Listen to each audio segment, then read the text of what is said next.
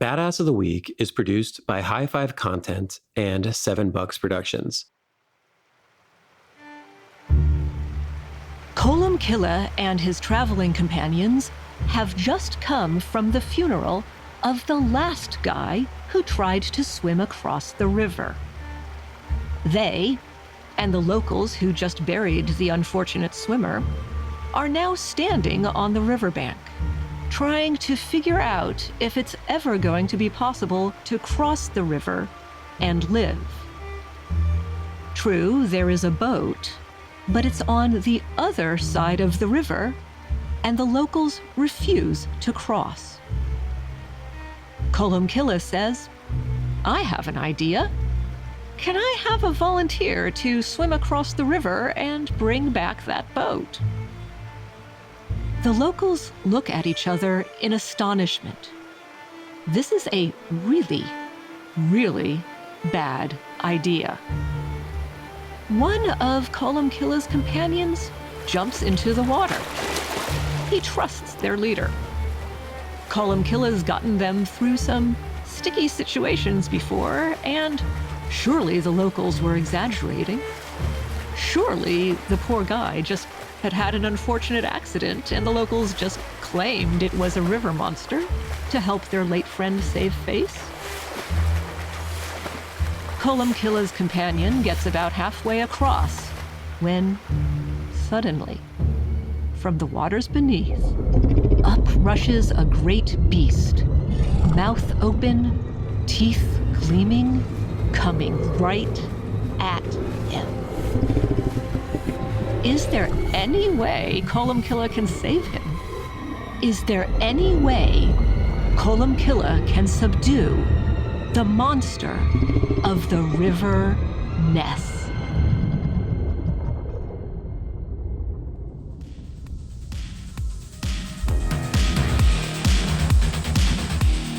Hello, and welcome back to Badass of the Week, the show where we tell the badass history of badasses. My name is Ben Thompson, and I am joined today by my co-host, Dr. Pat Larish. Pat, thank you so much, as always, for being here. Help me tell these stories. It's a pleasure to be here. We are diving today into Irish history. I'm going to be traveling to Ireland next week. I'm going to be spending 10 days. Nice. Yeah, I'm going to be spending 10 days in Dublin, and we thought maybe it'd be a good time to do some Irish history. So we are going to talk about two different characters from Irish history who brought infrastructure and war, I should say. I guess we could get that. Okay, those are two things. They are not like one another. Yes. However, that is the commonality that these two characters will have. One is known as the devil, and one is known as a saint, and they both have this one thing in common. So, okay. Pat, what do you get when you combine a Viking terrorist who turns a cathedral into a fortune teller's hut and a saintly prince who starts a war over a photocopier? Well, sadly, that's not actually a joke, and we don't have a punchline. Mm-hmm. But as you will find out in this episode, you get the two most dangerous, most chaotic, and most necessary figures in early Irish history. One sought gold and political dominance. The other sought intellectual supremacy and spiritual power. So on the one side, we've got Turgeis, the devil. He's a Viking warlord who sought gold and political dominance, and the other one is Saint Colum Killa. And okay, yes, he's characterized by intellectual and spiritual things, but this sometimes does lead to extreme violence. And as it does in history. Yes, yeah. And he may or may not, probably did, if you believe the story, he may have won a fight against the Loch Ness Monster. Yes, that's right. We are going to talk Vikings. We're going to talk mythological dinosaurs. We're going to talk the War of the Book, a bloody war that was fought over an early dispute about intellectual property law. It's going to be weird, Pat. Oh, yeah. That's why we're here. So, okay. I know you're all waiting to see where this Loch Ness Monster thing is going. We're going to keep you on the hook for that for a minute. So I am headed to Ireland. I'm going to be in Dublin. So I think the place I want to start this is with the guy who founded the city of Dublin. Now, you'd think that the founder of Dublin would be some well-respected political leader, some kind of, hero of Ireland, some, maybe politician, maybe an architect, something like that, right? You'd think. But that's not the case. It was founded by a guy named Turgis the Devil. He's also known as the Butcher of Clonmacnoise. And in Thomas More's History of Ireland, he writes the following passage about Turgis, which will give you an idea of what we're dealing with here. He says, quote, "To attempt to follow through all of its frightful details the course of outrage and massacre which continued to be pursued by the bands of Turgesius throughout the remainder of that tyrant's turbulent life would be a task as wearisome as it is revolting. Let it suffice, therefore, to state that there is not a single spot of renown in the ecclesiastical history of our country, not one of those numerous religious foundations, that was not frequently, during this period, made the scene of the most frightful and brutal excesses." Alrighty then. Yes, so stay tuned for that and the Loch Ness Monster after this break.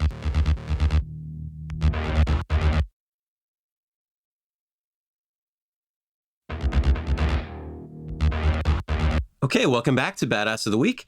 We are kicking today's episode off in the 830s AD or CE. Now, this is around the time Turgis the Devil arrives on the shores of Ireland. Turgis is not the first Viking to ever raid Ireland. The Vikings have been attacking the island since 793 when they attacked Lindisfarne, which is kind of the first documented Viking attack in history.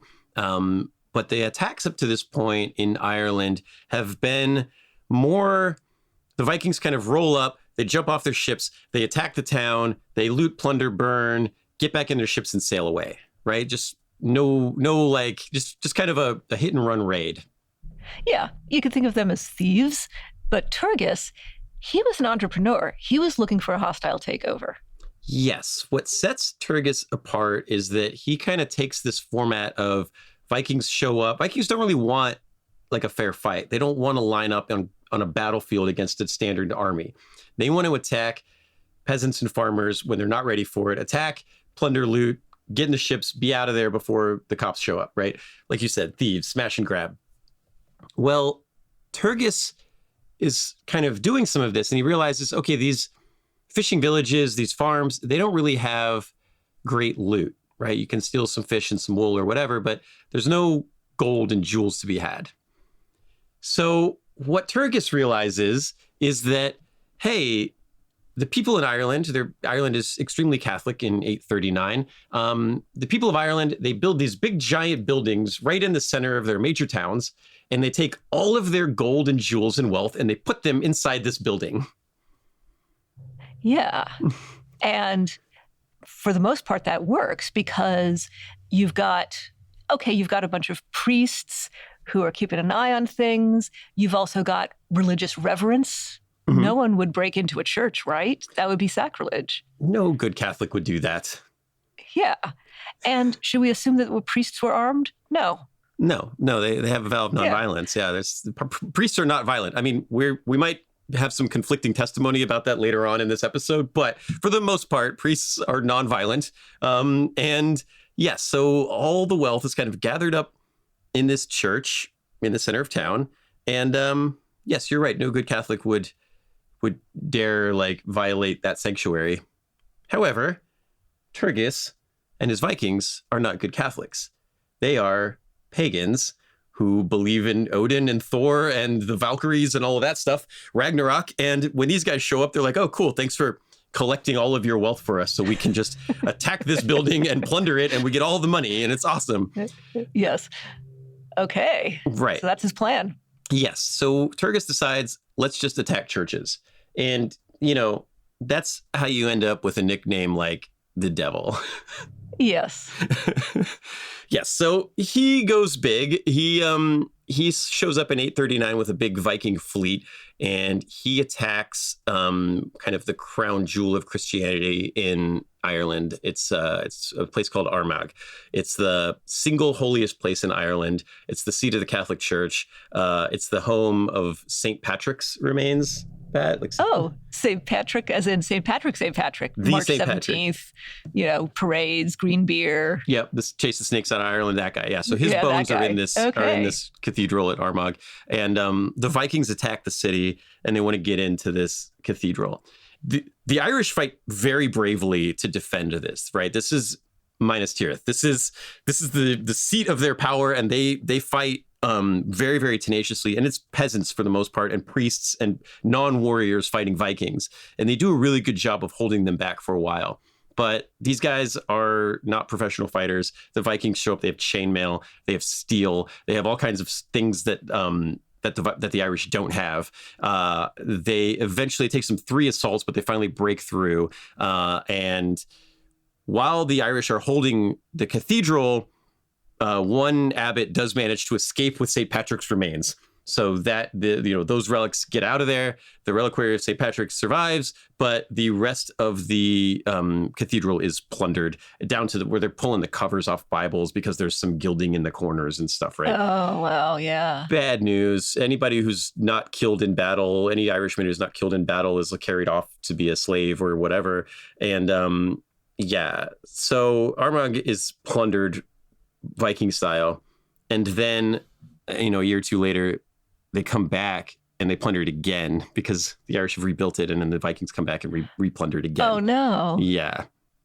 And then, one thing about Viking ships is that Viking ships are very shallow draft. So you can sail Viking ships, the ones with the dragon heads, the Drakkar, you can sail them up rivers. And so that was one thing that made Vikings very effective, is that, yes, if you live on the coast, you're used to being attacked by pirates and coastal raiders. But if you're living on this well inland on a river, you're not expecting to be attacked from the water. But a Viking ship could get up there and attack you and get back out. Oh, very sneaky. So they have the element of surprise? Yes. So they sail up the Shannon River with 60 ships, and they attack the abbey at Clonmacnoise, which is the second biggest cathedral in Ireland. This one was a school. It would get students would come from as far as England and France and Germany and things. And they attack Clonmacnoise, and they plunder that as well. And then, Pat, they take it a step farther than just plundering. They do, yes. Yeah, there's a story from some Irish chroniclers. So, okay, yes, there might be a certain amount of bias here. We're going to tell it. The Irish do not like him. He does not write his own history, and the only histories we have of them are that Thomas More kind of thing where he's like, a task as wearisome as would be revolting. They do not have nice things to say about Turgus the Devil. No. And the anecdote I'm about to tell you, not anecdote, but the thing I'm about to tell you about does not show him in a good light. His wife, Oda, I guess we could call her Queen Oda, was a powerful priestess in her own right. And she was a Norse priestess. So she was dedicated to the mysteries of Odin and Thor and whatnot. Freya. And they have, the Vikings have, this is a common thing in Norse culture. They called them witches, and they were practicing not real magic, but you know what I mean, like fortune telling and things like that. Yeah, exactly. So she had a lot of authority, and he brings her to the great cathedral at Clonmacnoise, and he sets that up as a center for her to practice her religion and her divination practices from. And allegedly, she used the altar itself as a literal pedestal to sit on to issue her prophecies from.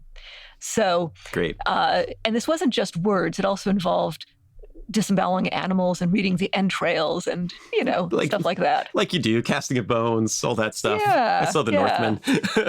Yeah. And do you think that went over well with the Irish? Yeah, I'm gonna guess no. I know you were going out on a limb there, Ben, and no, it did not go over well with the Irish. They were not pleased. Not pleased by the news that the altar at Clonmacnoise was being used to disembowel goats. Yeah, well, disembowel goats specifically for pagan gods. In service of making prayers to Valhalla. Yeah, that's not a... Yeah, look, this is sacrilege on several levels. Yes. This is, breaking into the Smithsonian, looting it, and then keeping the Declaration of Independence as a placemat kind of thing. It's on that level, yeah. Yeah. Okay, and so that's Turgus the Devil for you. He is a Viking warlord. He shows up in 839 for the next 6 years. he plunders and loots, targeting primarily churches. And he gets his ships up these major rivers, the Boyne, Liffey, Shannon rivers. He's attacking towns that have up to this point never been attacked from the water. Forget about by Vikings. He sacks several major cities. He hits Armagh a couple more times because they just keep putting treasure back in that one building. All I have to do is keep coming back. They never learn. It's a hack, right? He just found the hack. It's a sustainable source of income for him, apparently. Yeah, I'm getting a little... I don't think I can pay for lunch. Hang on, I'll be right back. Got to make a trip to Armagh. Yeah, and so that's it. But the thing that really, even beyond that, sets Turgis the Devil apart is that he doesn't just sail in, they used to call it Go a Viking, where the Vikings would sail off, they'd go on their mission, they'd go on their little raids, and they'd come back to Scandinavia with all their treasure, and then they'd just spend it, and then when that was all gone, they'd go get more from the continent or from France, England, wherever. Turgis isn't interested in that. He comes, he takes the gold, and he decides, actually, I'm gonna stay. I'm gonna stay here and conquer and rule. Oh. So it's not just about the loot now. Not just about the loot. Now he's kind of starting to envision himself with bigger, because he's defeating the enemy wherever he finds them, and then he's just like, I'm gonna stay. And Pat, he starts setting up infrastructure, like we're talking about. Yeah. And he doesn't just attack the churches. He's setting up infrastructure to control them permanently. So, Viking chiefs before him, and even Turgis himself earlier in his life, followed a smash and grab model. He constructed what the Irish call long ports. These aren't just temporary camps. These are permanent fortified military bases. And many of these are the ancestors of cities like Dublin or Limerick or Cork. And which are major cities in Ireland. Yeah. Like Dublin's the capital. Yeah. Cork is like these are all major cities now. Yeah. Yeah. And before long, Turgis was dominating the Shannon River and the other great rivers. And if you controlled the river, you controlled all of the commerce that flowed through there. You controlled the tax receipts. You controlled the loot that would flow down past you to the coast.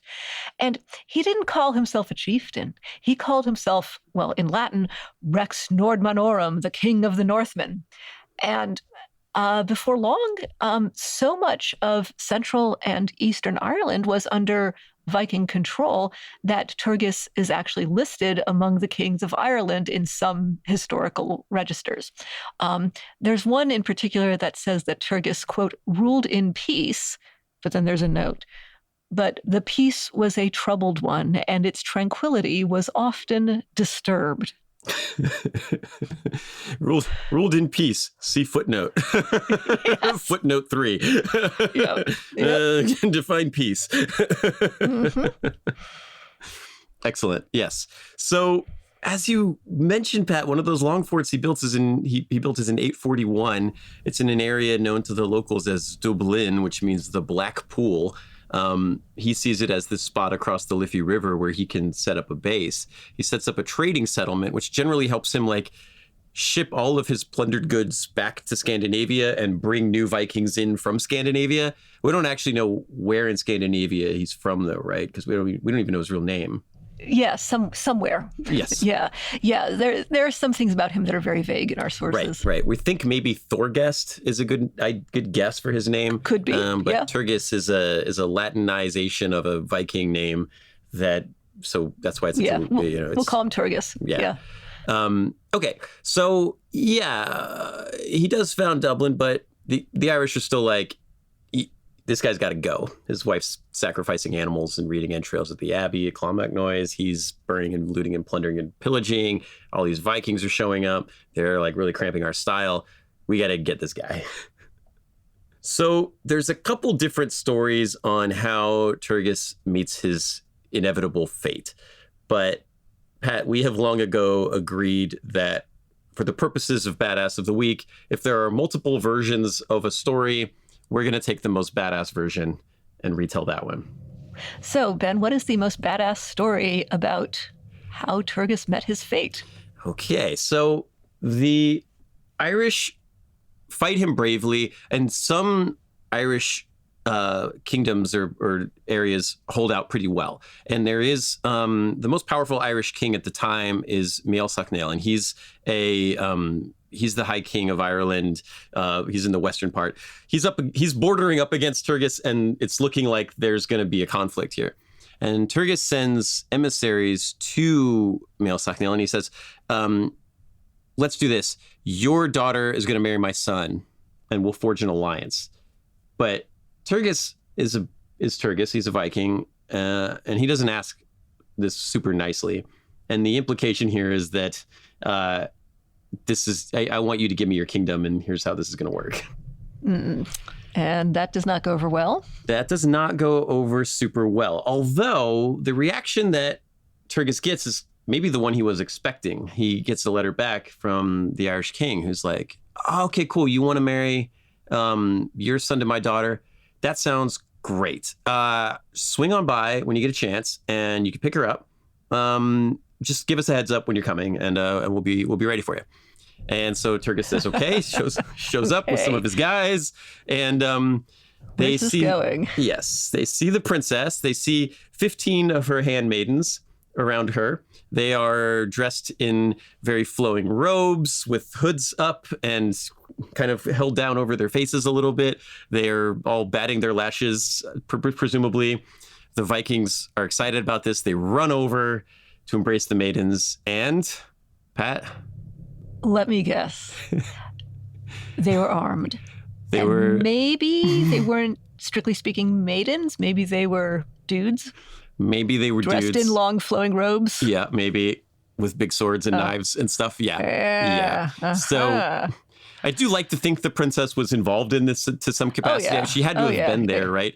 So the Vikings run over. The handmaidens throw off their robes. They're heavily armed, probably mostly dudes, and they just start shanking the Vikings. They kill most of them. They wound and capture Turgis the Devil himself, the High King of Dublin now, the King of the Northmen. They drag him before the Irish High King, who has him bound up in chains and thrown into the lake at Loch Owel. Turgis sinks beneath the waves and is never heard from again. Okay.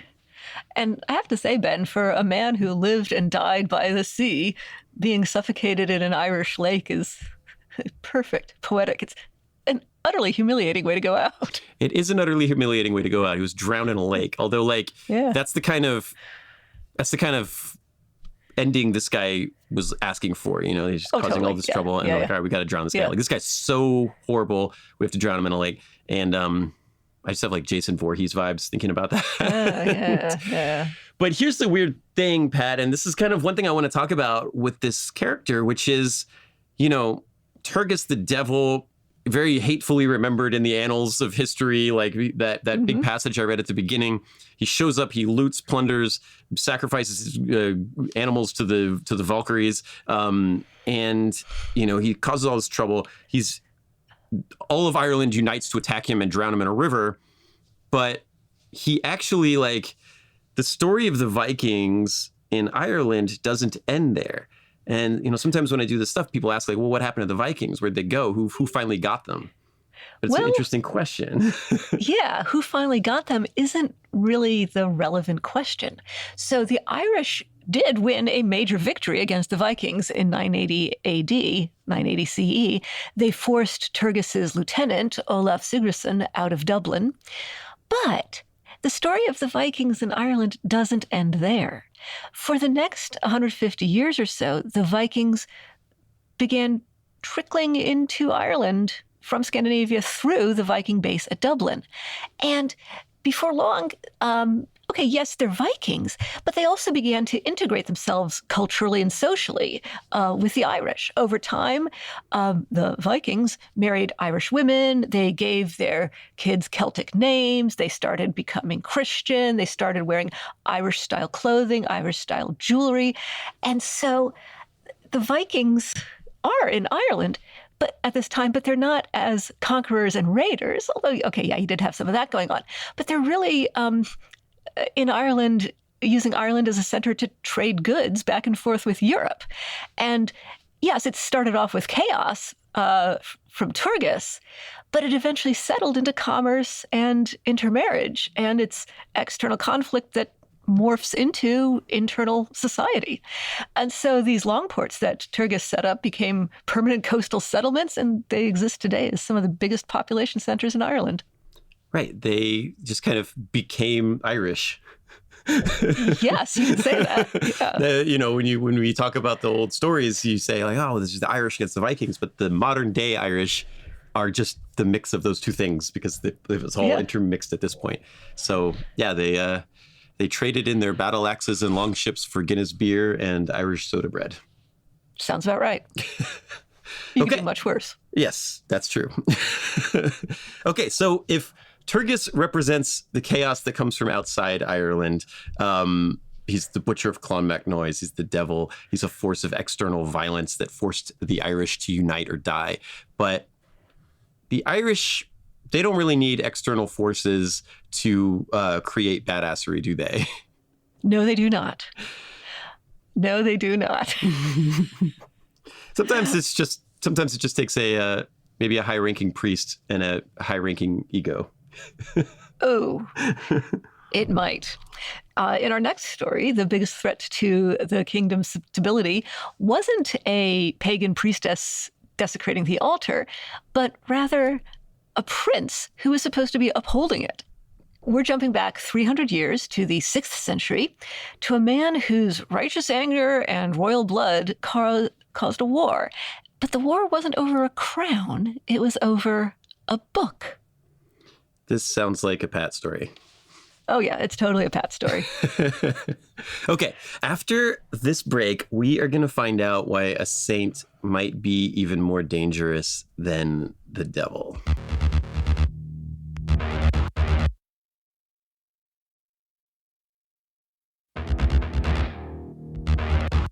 All right, welcome back to Badass of the Week. We are moving on from breaking and entering to intellectual property crime, and we are going to tell the story of Saint Columcille.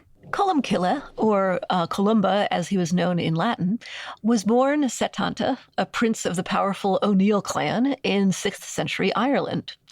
This is about 300 years before Turgis. Columcille wasn't some peasant who found religion, he was royalty. He was an aristocrat first, cleric second, and ambitious third. He joins the clergy, he learns some Latin, he studies under this mentor, abbot-type guy, Finian of Movilla, and once he was in, he used his royal connections to become an absolute powerhouse of the Irish church. He founded these amazing monasteries that were also centers of wealth and political influence. Derry, Durrow, and the famous Kells. If you've heard of the Book of Kells, that's where this manuscript, that famous manuscript, was created. And yes, so he's a cleric. He's the second son of like a very high-ranking aristocrat, like kingmaker kind of character. The eldest son inherits the land and the title and all of that. The second, third sons, they oftentimes go into the clergy where they can also achieve a high rank. So that's what Columcille does. So he is an aristocrat and he enters the clergy. In the year 540 CE, so we are talking 300 years before Turgis, we decided to get the bad news out of the way first and then go to the good news. Columcille is visiting his mentor, Saint Finian. He's not saint yet, but he's going to be Saint Finian of Movilla. Yeah. Finian has just returned from a trip to Rome, and he's carrying with him a very valuable and rare manuscript. It's a Psalter, a book of Psalms, possibly written by Saint Jerome, and it's the first book of any of this kind that exists in Ireland. Now, Pat, books are a big deal in 540 AD. Oh, yes. Yeah. It's a treasure. Oh, yeah. It's totally a treasure. Finian had the book because he wanted to translate it into Gaelic. Columcille wanted to do this as well. And so Columcille, he sees this book. He wants a copy of his own. So he secretly copies the whole thing by hand. So this is in the days of illuminated manuscripts. Everything has to be copied by hand. You can't just go to the Xerox machine during your lunch break. You have to write everything out by hand. It has to be legible. So it's kind of, even the simplest manuscripts are calligraphy. He's not just taking notes. He's doing a complete duplication of the book by hand. Right. Something He's you would making display. a sellable copy, right? This is not just like I'm making notes. I'll write it out later. Yeah. No. This is a book as a monument, really. So the process takes weeks, maybe even months. And at some point, of course, Finian finds out what's going on. And Finian goes nuclear. Not literally, because nuclear hadn't been invented yet. But Finian gets very upset. He demands the copy back. And Colmcille, he's not someone to cave easily. He's used to getting his own way. Yes, he's so he prince. refuses. Yeah. Colmcille says, no, I'm not giving you the book. I made it. I copied it. It took me months to make this thing. I'm not giving it to you. And the argument escalates.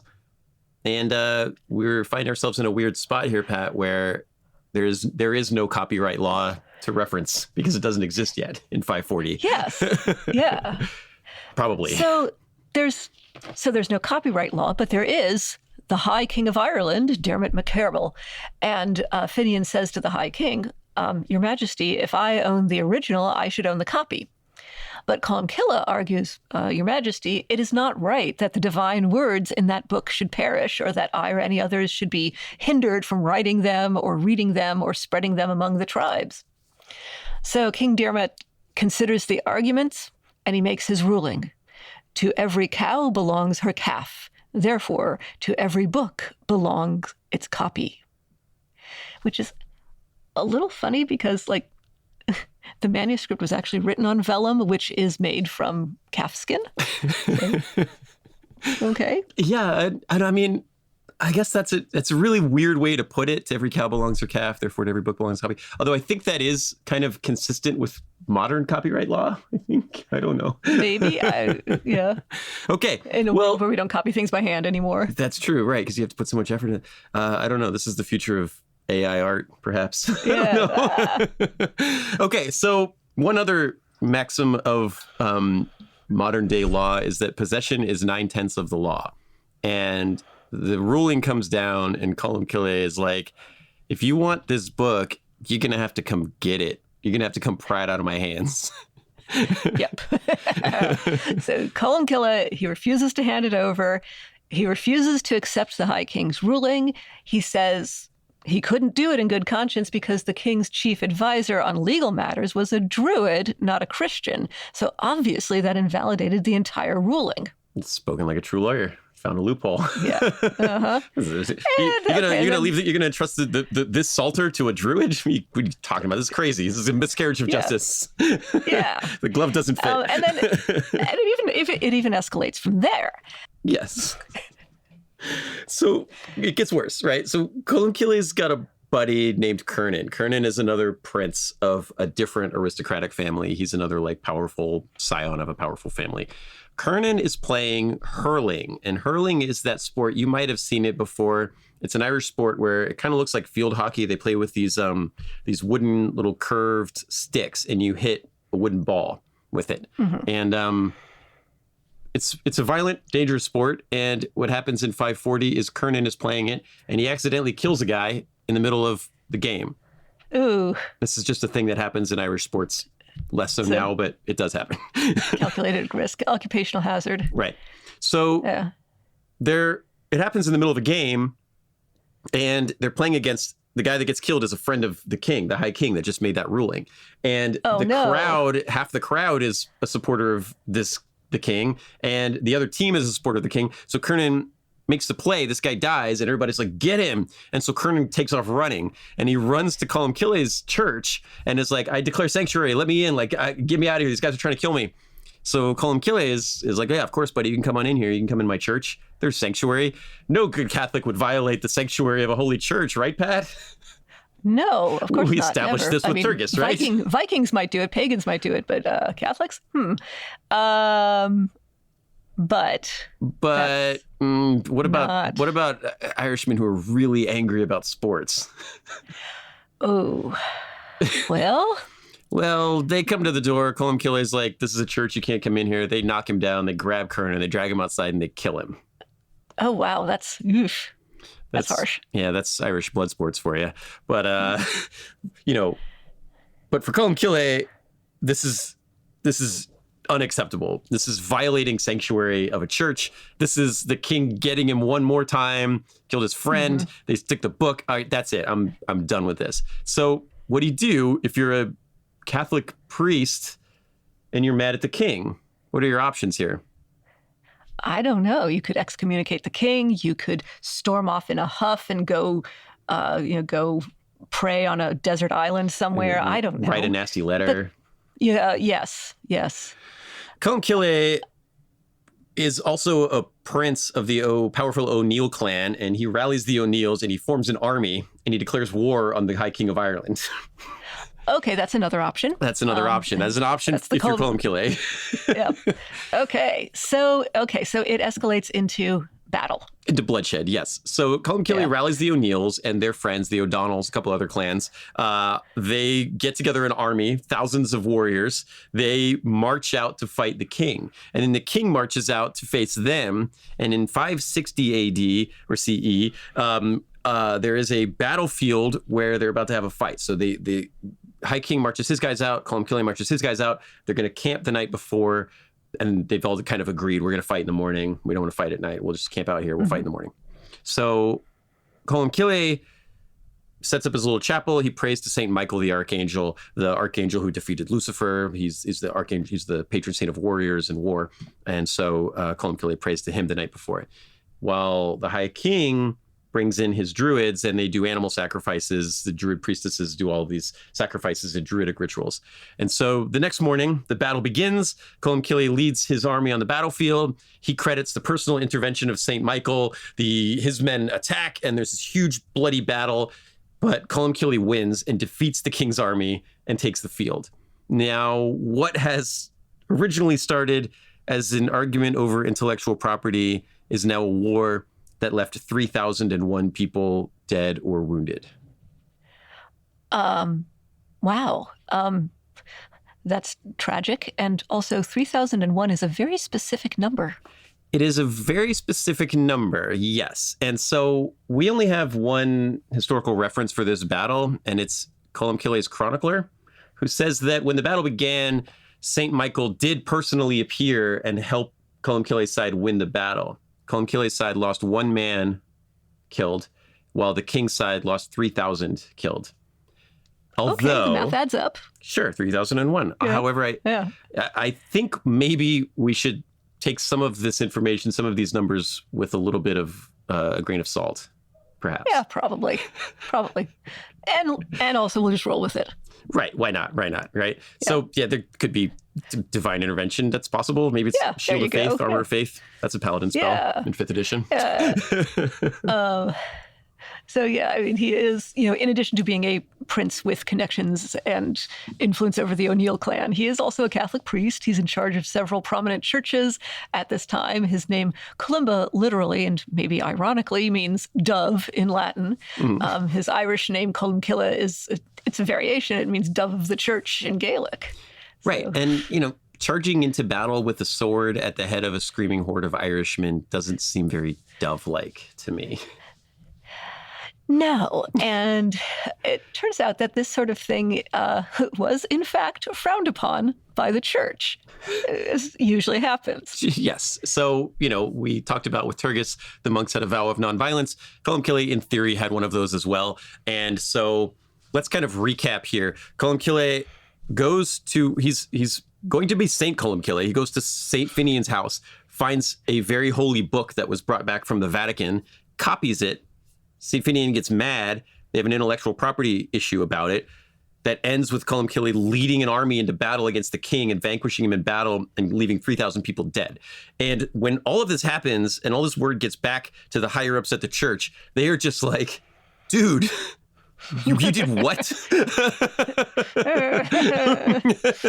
What is wrong with you? Why would you do that? So they impose a penalty on him that's something out of a movie, right? So this is like the hook for like a funny movie or something where they're like, okay, or TV show maybe. They're like, okay, 3,001 people died in this battle. You are a priest of God, a holy man who's not supposed to shed blood. you have to, first off, you got to go. You can't stay in Ireland. You're an enemy of the High King. You got to go. You can't stay here. You've got to go out into the wilderness, and you have to convert more people than you allowed to die. So you have to convert 3,002 people to Catholicism in order to make penance for the 3,001 that you've killed. Okay. Great. I hope he keeps good records. Yeah, I hope so. Yeah. So, okay, in 563 AD, he and 12 of his loyal followers, it's very biblical, they depart Ireland never to return. He is 42 years old. And as he's sailing away, he composes a poem on the boat ride. Erin is the Irish name for Ireland. He's watching it disappear into the mists on the horizon. And he writes, quote, "A gray eye looks back to Erin, a gray eye full of tears. It shall never see again the men of Erin nor their wives. While I stand on the deck of my bark, I stretch my vision o'er the briny sea, westwards to Erin." End quote. And so he's very sad that he's leaving. He doesn't want to go, but this is the ruling, and the king and the church are against him now. He's got to go. So he sails to Iona, which is in the Hebrides. It's part of the present-day Scotland. And at the time, the island is inhabited by a group of people we know as the Picts, which, for me, Pat, I always think of Beyond the Black River, the Conan the Barbarian story. But the Picts, the Picts are a big deal. The Picts are real people, and they're a big deal. Oh yeah, they are. Yes, they are. They're a big deal. They're dangerous. The Romans had a lot of trouble with them. The name Pict is not what they called themselves. This is what the Romans called them. Maybe from the Latin word meaning painted, because they may have painted their faces with woad or whatever. And the Picts may have actually been a mix of a few different groups that the Romans just lumped together under one name. But be that as it may, the Picts kept attacking the Romans. They finally kicked out the Roman army in the late 4th century. And even after that, you still didn't want to mess with them. Yes, this is the reason why Hadrian's Wall was built, right? To keep these guys out of Roman lands. They are, you see in Braveheart, where they're all painted blue. That dates back to the Picts. They would paint their faces and skin black or blue, run into battle screaming, wild hair, axes, that kind of thing. And the Romans we're just going to build this wall. We're not dealing with these guys anymore. And so now Columcille, the aristocrat Irish bishop, book nerd, is going to go there and be like, "Let me teach you guys about the word of God. Would you like to convert from your religion?" And he's handing out brochures. Yes. Peace be with you, and also with you. Yeah. And so he goes out there, and one thing about Columcille is that he is a confident guy. And so he embarks on this mission. He very quickly establishes working relationships with the kings of the various Pict tribes. And, that's smart. Right. And so he becomes close with them, and he starts going out into the forests with his friends, and they start to convert the Picts to Catholicism. And the stories go that he was subduing wild animals, he was quelling storms, he was defeating evil spirits, he's fighting ghosts, he calms the waves for sailors. He's doing all of these miraculous things because he's going out there and he's performing all of these very heroic deeds and they're all impress everybody, and everybody wants to convert to Catholicism. And this, Pat, is when he gets into a fist fight with the Loch Ness Monster. Yes. Fist fight. Okay. Fist fight might not be quite the right description of it. A life or death duel with the Loch Ness Monster. There we go. Yes. Yes. And, you can't have a badass story without a weird side quest. So, yes. And we were talking before the show, and you were like, I love the more ancient stories because the legend has had time to kind of normalize. Yes. We have sources on this, and they're very well ironed out. Yes. So the medieval biography of Columcille, the legend says that he did once confront a great massive beast in the River Ness, which flows into Loch Ness. Okay. This sounds promising. Okay. So imagine yourself on the bank of the River Ness. Columcille and his 12 guys are there. They're, walking along, minding their business. And then they come across a group of people who were holding a funeral for someone. So they ask, okay, our condolences, what happened? Turns out the guy had gone swimming in the River Ness, but the monster came after him, and the monster got him. The rescuers, they were trying, but they were too late, so they actually had to go and fish his body out of the water with fish hooks. And so the rescuers, who are Picts, and Columcille and his 12 friends are standing there looking at the River Ness. Columcille, whom, Ben, you described earlier as confident. Yes, very confident. He turns to his companions and he says, hey. So you say a plesiosaur ate one of your men. Yeah. So he says to his companions, hey, does anyone want to try swimming across? And one guy volunteers. His name is Lunya. Lunya kicks off his shoes. He takes off his cloak, dives into the water, and he's swimming, and then something stirs beneath the depths of the water. The beast rushes up to the surface. Its mouth is open. It's just a few feet away from Lunya. Everyone gasps. Oh, Lunya. Oh, surely he is a goner. But Columcille, he's just there on the bank, serene, unruffled. He says, in the name of God the Almighty, O beast, turn back. Do not harm this man. And, in fact, the monster turns right around and heads back into the depths of the river. Amazing. Yeah. Well, you say amazing. The Picts also said amazing in whatever language they spoke. They're so impressed that they convert, or at least semi-convert, to Christianity right there on the spot. I feel like I would too in that scenario. Yeah. Yes. Yes. Okay, stranger, your God seems to be effective against river monsters. Yeah, that's valuable to me. That is tangible thing that I can use in my real life. Yeah, so I love it. I love the idea of like Columcille standing there and like they're like, oh well, this river, the Loch Ness monster ate our buddy. And then he's like, Loch Ness monster. All right, hey, Lunya, get in there. And Lunya gets in and starts swimming, and the monster shows up, and he's like, get out of here. You get out of here, plesiosaur. And then he looks back and like all the Picts were just standing there dumbfounded, and he's like, you guys can't do that. What are you impressed now? Oh, thank you. Whatever, dudes. Yeah. I'm out of here. Yeah. Okay. So, yeah, and that is our first known recorded Loch Ness monster story. Oh, really? It's the original Loch Ness monster story. Yeah. And it's in Latin. Yeah. It's in Latin. Yeah. You can teach it to your students. I think so. Yeah. We all need a good monster story from time to time. Yeah. I mean, I feel like if I was in a Latin 1 class and you were like, today we're going to read about the first encounter with the Loch Ness monster, I'd probably pay extra attention. Yeah. Okay. And so he just does stuff like that. If you read the Chronicle, he just does things like that. Monsters show up. Yeah. He tells them, God says, go away, and they go away. He just turns undead repeatedly around the I'm going to stick with the D&D jokes. He's just casting spells all over the place, driving away all the evil in Scotland, converts a huge portion of the population. And he does this not simply through saving people from river monsters, but what we talked about with Turgis, he sets up infrastructure. He builds shrines and churches and monasteries and attracts followers and has those followers teach other followers. He's friends with the kings. He's friends with building churches. He's writing a lot. He's writing letters. He writes hymns. He copies something like 300 books in his career, hopefully without further copyright issues. As far as we can tell. Right. Yeah. Yeah. And there is actually another battle he gets involved in. Of course. He and, of course, yeah. He and St. Comgall, who wasn't a saint yet at the time, but Columcille and Comgall fight over who owned a particular church at Coletham.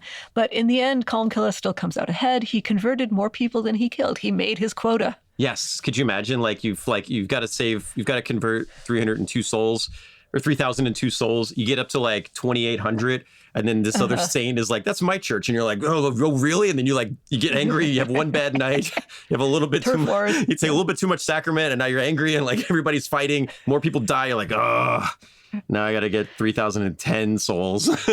Yeah. I'm sure he kept a good spreadsheet. Yes. He had accountants. So he does it, though. And he builds this network of churches, and he's instrumental in converting Scotland to Catholicism. And Catholicism becomes integrated in the society like the Vikings were in Ireland. He's become Saint Columcille, Saint Columba. He is one of the 3 major patron saints of Ireland. He's alongside Saint Patrick and Saint Bridget as the 3 major saints of Ireland. He's also a patron saint of Scotland. And of course, he's the patron saint of bookbinders. Of course, yeah. And the book itself, it's not just something we read about in a legend. The book itself lives on. So he had to leave that famous book, that Psalter, in Ireland. It stayed with friends of his in the O'Donnell clan. And they called it the Cathach, or the battler. They gave it a nickname. And before battles, they would have a priest carry the book around the military camp 3 times as a good luck ritual. And the book is still around today. It's the oldest surviving manuscript written in Ireland. And Ben, if you happen to be near the Royal Irish Academy, you can see the pages at the Royal Irish Academy. And the book, books were a really big deal. So it had a reliquary box, a fancy metal box to keep it safe. The reliquary box is on display at the National Museum of Ireland. Yes, both of those are in Dublin, or Turgistown, as I like to call it. And seems like those are fighting words, but I'm sure the people of Dublin will be happy with that joke. I think they'll all appreciate it. Okay. They'll all just be like, "Who's Turgid? What are you talking about?" But yes, so I'll have to make a pilgrimage of my own when I go next week. Yeah. So what is the lesson here that we can take away? We've talked about Turgis the devil. We've talked about St. Columcille. We've got the devil and the saint, both Irish history, both of them involving bloodshed and monstrous things, and also becoming integrated in society. So what do we learn from these 2 stories? All sorts of things. Maybe the chief lesson is the badassery of infrastructure. Yes. The heretofore unknown badassery of infrastructure and how important that is in cementing your badass legacy. Yes. It's not just enough to do a badass thing. It's also important to leave behind instructions to make that badass thing repeatable by other people. Yes. Okay, well, that works for me. That is our time for today. Thank you guys so much for listening. Thank you, Pat, for helping me tell this story. It was very fun today. Oh, thank you, Ben. Yeah. Okay, please don't forget to like and subscribe. We're starting up a Patreon. If you want to support Badass of the Week, you can go there. That'll really support us. We're going to start doing some really cool stuff there. And otherwise, just stay tuned to us. We will see you on the next episode, whatever badass thing that might be. Stay badass. Badass of the Week is produced by High Five Content and 7 Bucks Productions. Executive producers are Dwayne Johnson, Danny Garcia, Andrew Jacobs, Hiram Garcia, Brian Gewirtz, Frankie Chaparino, and of course, me, Ben Thompson. Writing is by me and my semi-regular but always awesome co-host, Dr. Patricia Larish. Story editing by Ian Jacobs. Our mixing, music, and sound design is done by the incomparable Jude Brewer. Production support by Jean McGale-Waite. Badass of the Week is based on my website, badassoftheweek.com, where you can read all sorts of stories about other badasses. If you want to reach out with questions or ideas, you can email us at badasspodcast@badassoftheweek.com. If you like this podcast, please subscribe, follow, listen, tell your friends, and tell your enemies. And please leave us a review. If you want to support Badass of the Week, please check out our Patreon page. We'll be back next week with another one.